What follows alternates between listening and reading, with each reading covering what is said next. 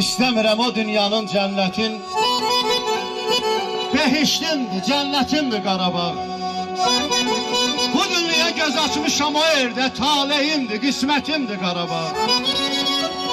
Oxumur qədirin sona bülbülü, səxavət köməyə çağırır eli, üstümə alıbdır qarqarın seli. Niyə lal olum, dili yağır qalır.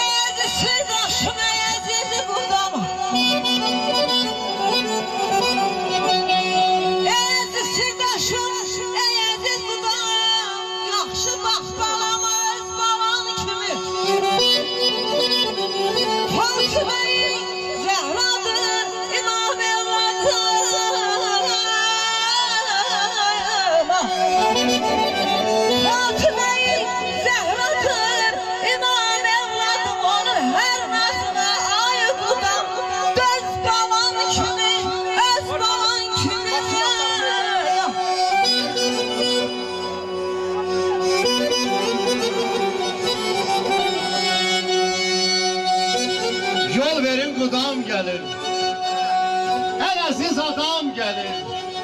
Evladının toy gününde xonçasını yığan gelir. Sevinin ay qudalar, mehriban can qudalar. Deyirəm evlatlarınıza həmişə edəsiz toy qudalar.